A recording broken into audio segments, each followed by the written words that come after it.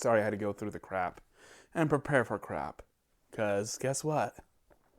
The wolf is going to bring out something out of me. And I know it's not Verna.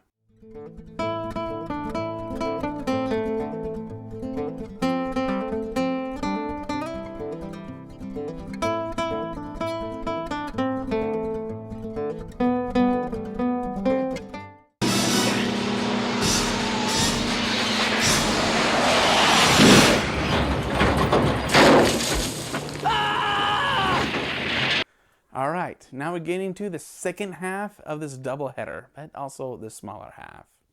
And that is the Wolf of Sword in the Stone. We're going to begin with design like we normally do. And may I say this? McDonald's got into Sword in the Stone? What do I mean by that? You know in McDonald's, when you see the commercials, notice how everyone has to hold them like this, and when you have to eat them? But when you go to McDonald's, you go, this barely fits in my palm. False advertising. In the 90s, you were actually fulfilling it. What happened, McDonald's? Now, replace McDonald's with the wolf. Look at that on the commercial. Look at that right there. That does say something scary. Let's look at it now. This thing is scrawny and nothing but bone. He's not gray, and he's barely brown. And he has those Looney Tune eyes. No, really, I think that's close to Looney Tune eyes. Expressive, but not expressive as Looney Toony or Disney. It's like there's half effort with this thing. Ah, there. Killed it. That's what it is. That's what he is. That first spot, you're like, yay! The rest of it, you're like, come on, give me a gun and let me shoot this thing. What the hell is that? It's a pathetic design. And I'm just happy I'm not denouncing the actors that make animal noises. Far from it. Appa shows emotion. Momo shows emotion.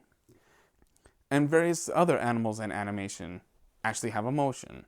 This thing does have emotion, but in this movie we don't care about. Other things we do care. We do care. We do want to know. This, it got in here again. It's pathetic. It's obvious, people. This sucker, oh my gosh, here it is again. You know what? I'm going to say it to your face. You are a 1. Yeah, get out of here. Now this may hurt a lot. What am I saying, May?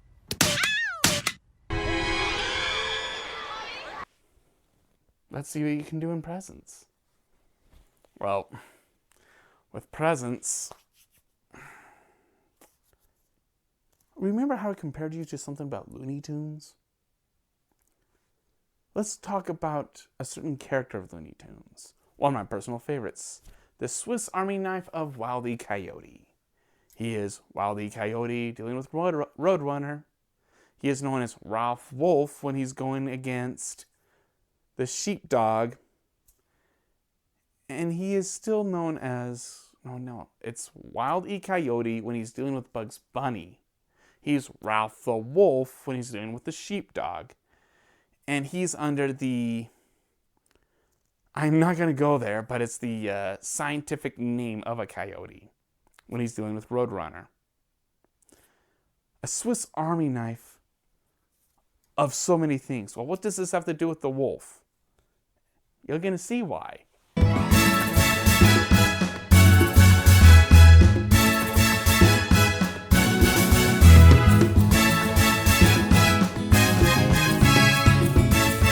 These two are meant to be cartoons and the meaning of cartoons. But one is more based in the logic of cartoon. This has to be more based in the reality of Sword in the Stone.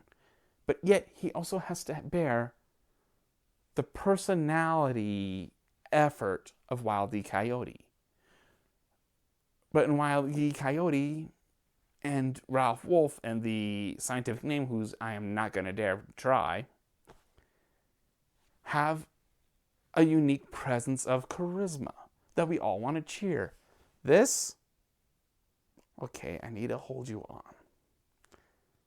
Doesn't make us want to cheer. This is something out of sympathy. And more than that, not that good enough of a sympathy. This is a presence meant to be a Disney cartoon, a Disney Looney Tune. And before I can do anything more with this, I need to talk about its time. And for that, I'm going to an open book. And I'm reading you like an open book. And your number is 1 minute and 50 seconds, estimatedly. How is this going to help you?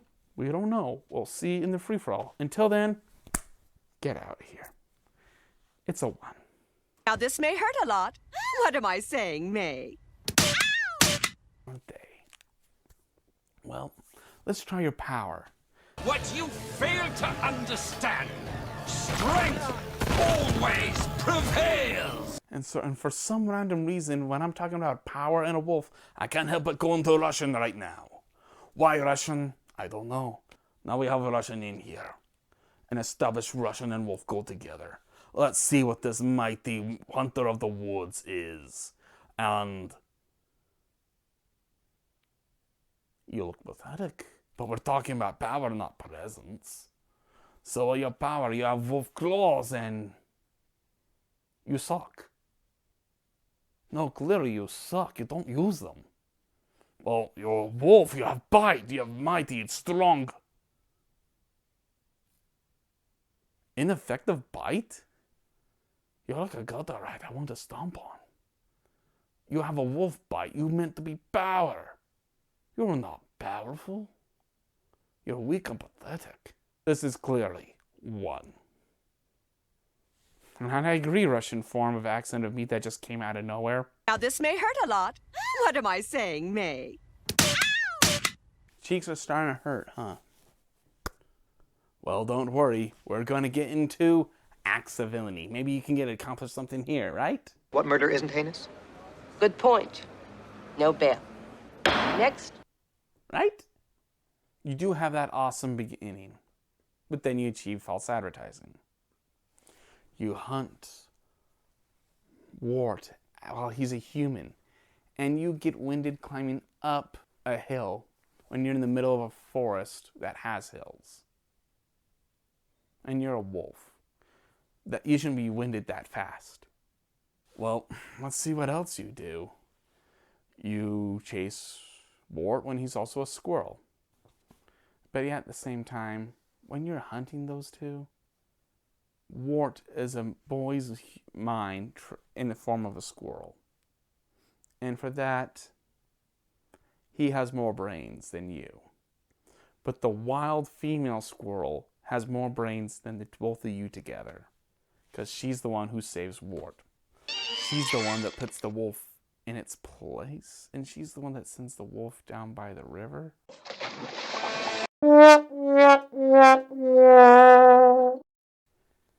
You got beaten up by a squirrel. And you're a wolf. You're pathetic. You got beaten by a squirrel. And you were never really a threat. You were never something really scary. You are just pathetic. Honestly, I think the dog from Coco can actually be more scary to meet than this guy. Damn! He's a low green.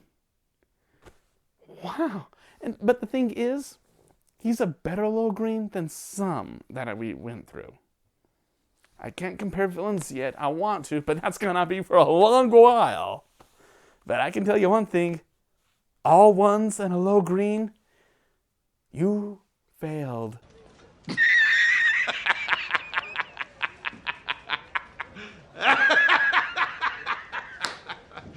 Who are you, photographing squirrels? You're fired.